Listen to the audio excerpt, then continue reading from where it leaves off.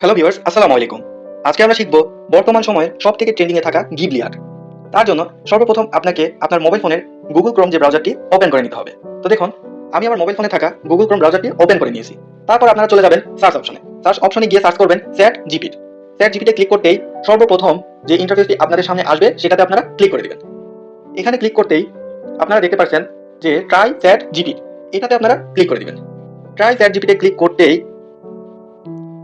এখানে আপনাদের সামনে যে ইন্টারফেসটি আসবে লগ ইন সাইন আপ। তো আমি এখানে লগ ইন করে নিচ্ছি। তো লগ ইনে ক্লিক করতেই আপনাদের সামনে যে ইন্টারফেসটি আসবে email address continue with Google, যে কোনো অপশন দিয়ে আপনি চ্যাট জিপিটা লগ ইন করতে পারবেন। তো আমি কন্টিনিউ উইথ গুগলে ক্লিক করে নিচ্ছি।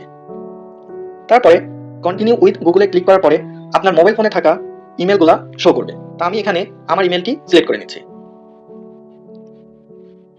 তারপরে কিছুক্ষণের মধ্যেই যে ইন্টারফেসটি আপনাদের সামনে শো করবে এখান থেকে আপনারা নিচে বাম সাইডে প্লাস যে আইকনটা আছে এটাতে আপনারা ক্লিক করে দিবেন।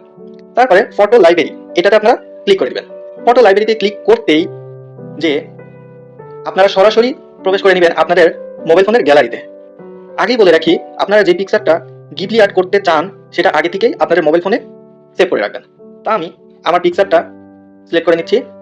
তারপর এখানে ডানে ক্লিক করে দিচ্ছি।